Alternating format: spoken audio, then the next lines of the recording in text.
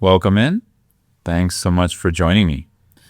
My name is Scott, for those of you who are new to my channel or my podcast, and I typically offer practical advice and wisdom on the Buddhist path for modern practitioners, as well as just different meditation advice, tips and tricks that I've learned over the years I've been practicing. And so sometimes I'm focusing a little bit more on a practical element of meditation and sometimes a little bit more on the Buddhist path.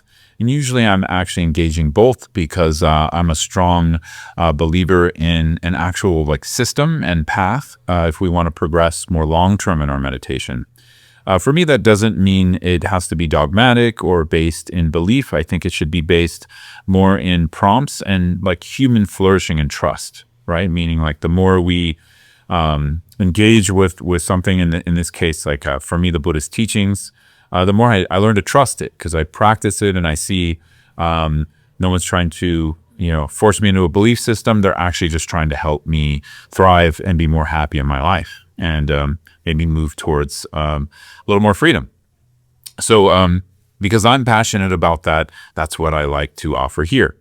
And of course, I do that through my own experience and lens and the wisdom of my teachers. So today I'd like to discuss the preciousness of pilgrimage.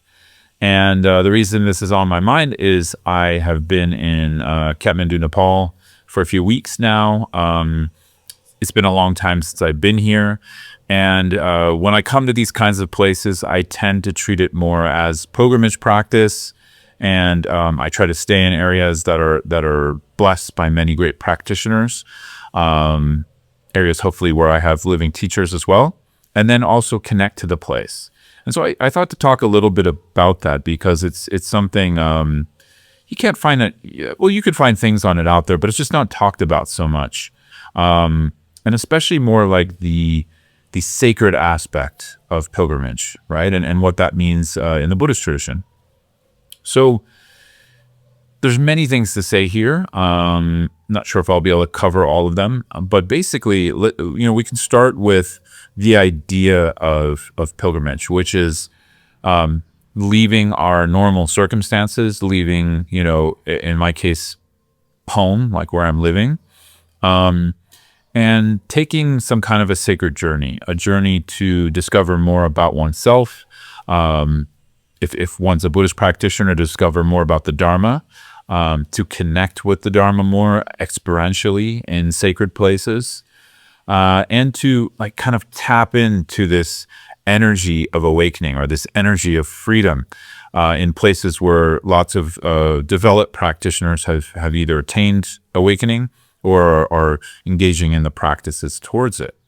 So it's sort of I think of it, these days, I think of it more as like a family that we're connecting into. And sometimes we need support from our aunt, our uncle, etc., who might just have a little more experience than us or a lot more in a certain area.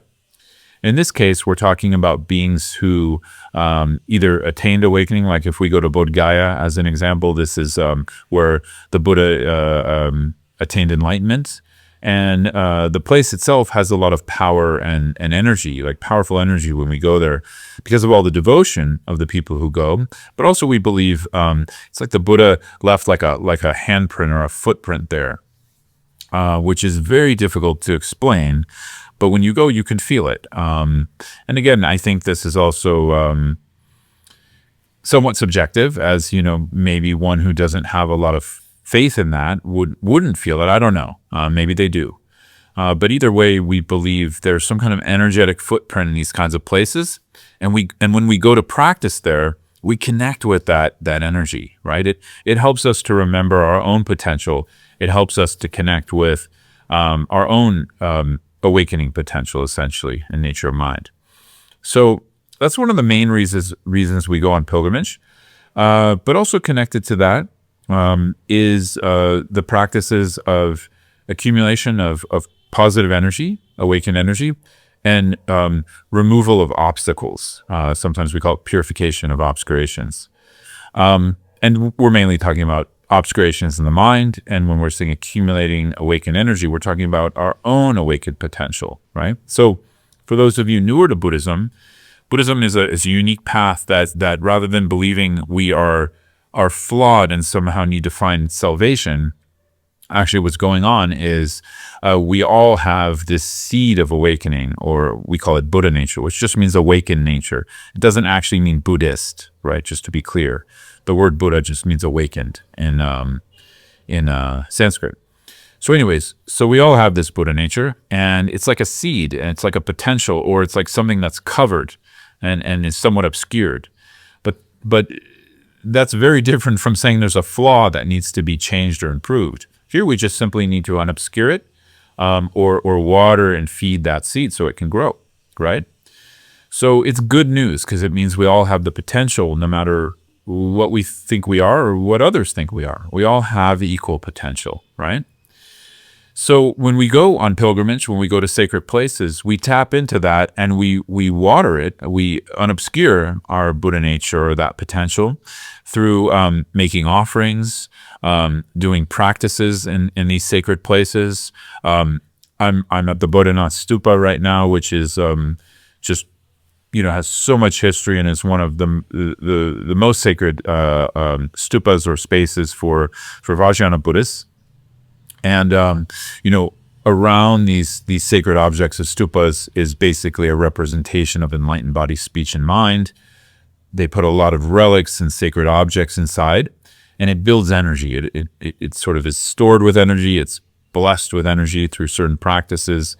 And then, of course, the devotion of people increases that over the many hundreds of years this particular stupa has existed. And we circumambulate it. So one practice we have in Buddhism is to circumambulate or circle sacred objects. So any day you can come here and you'll see hundreds, if not thousands, of people circumambulating. Especially at night, all the monks, nuns come from the monasteries. A lot of household or lay people come around and walk around the stupa. They also make light offerings, smoke offerings, different kinds of things to accumulate positive energy, what we call spiritual merit.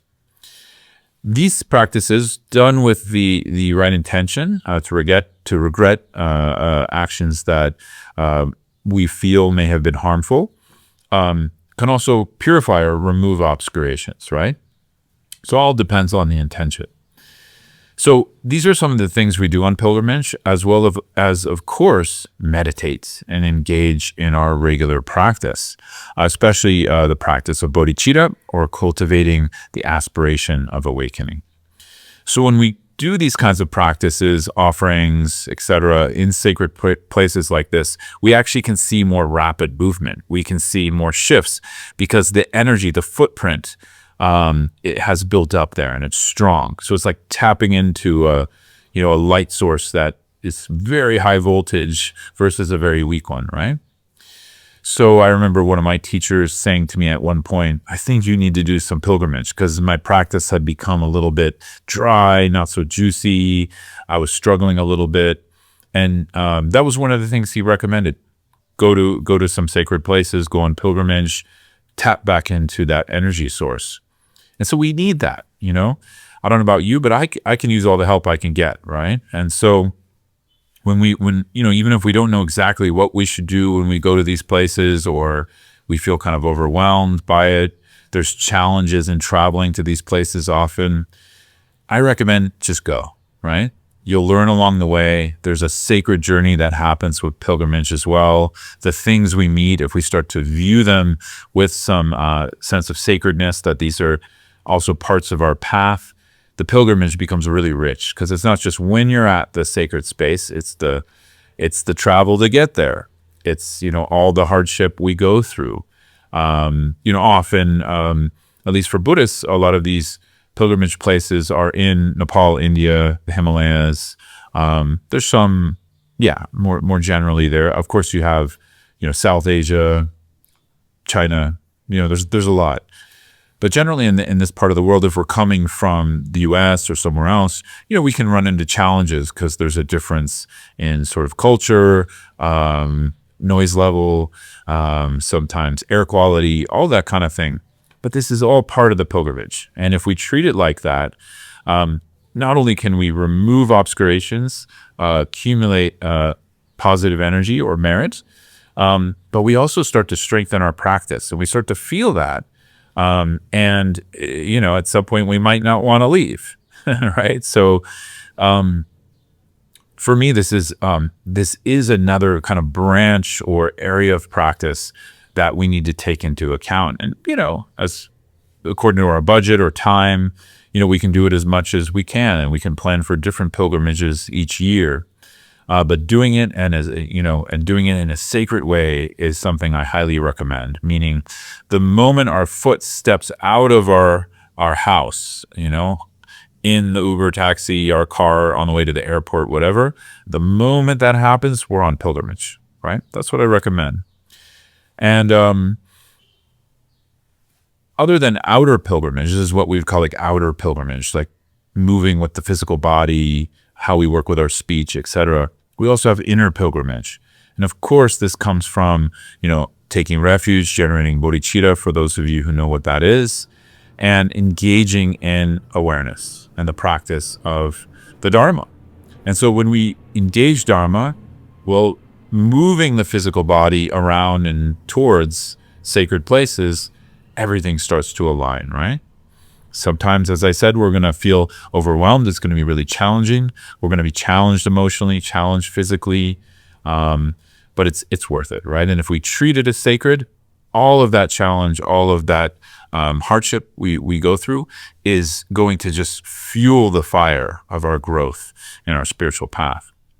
So yeah, just want to say a bit on that since I'm in some of these sacred places and also going around the Kathmandu Valley.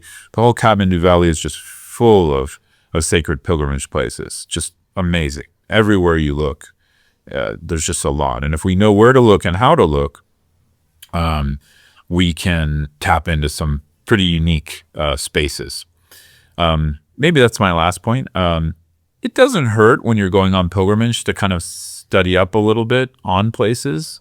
More and more we're having resources in English for English speakers.